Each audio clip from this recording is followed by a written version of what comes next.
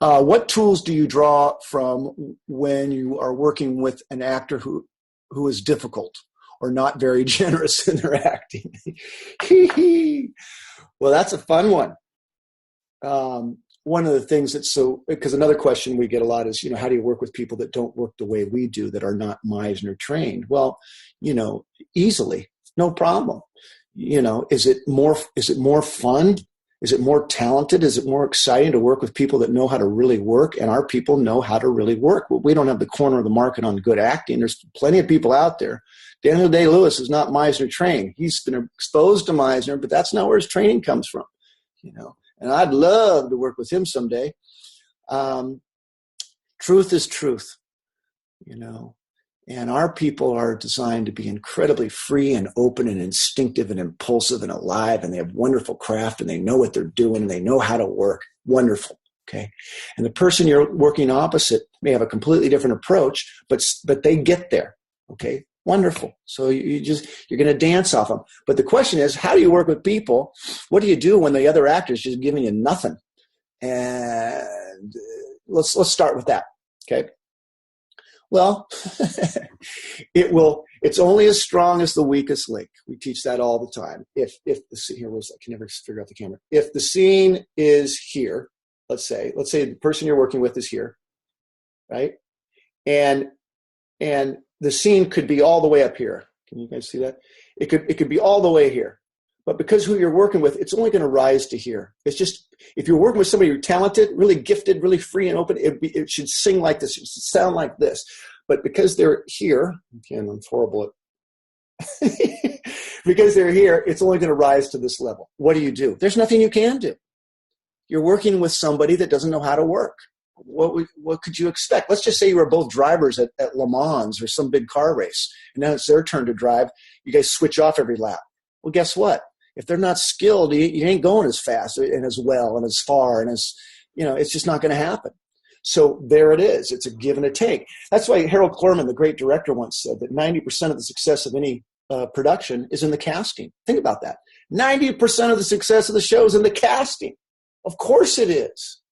Because if you've cast it beautifully, talentedly, there's not a weak link. Everyone knows how to work. I don't care what your way is. You know how to work.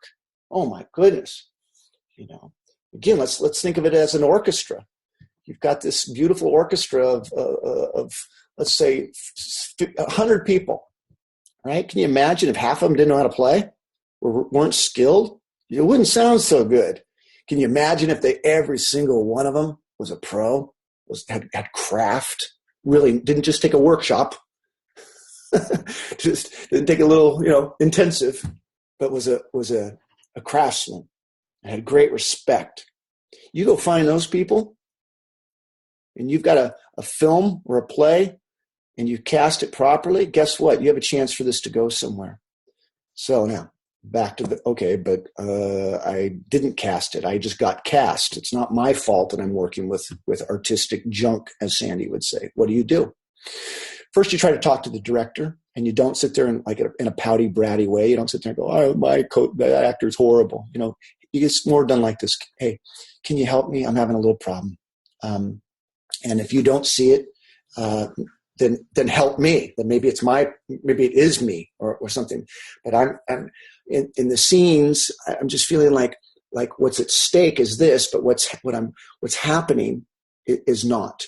And if the director's any good at all, they've seen it as well, right? I mean, right? And then it's up to them. It's not up to you to give the notes to the other actor. Ever do you give a note to another actor. But it's up to the director to do that, okay? So that's how you would do it. You would communicate to the director, okay? But let's just say the director says, I think I'm happy with what's happening. This is what I want. Then all you can do is use it. All you can do is use their nothingness, their flatness, their emotional, there's actors, we call it, sometimes they're just like emotional black holes. You send something over to them and they're dead inside, right? Or just really cut off. So it's like, yes, I really hate you. You really bother me. I'm really angry at you. Okay. All you can do is use it. All you can do is use what they're giving you and adjust to that. And will it be high art? No, it will not. And do you learn a lesson from this about, okay, well, I'm going to be more selective when getting into these projects? Yeah. And it also should empower you to create your own so that you don't have to work with people that don't know how to work.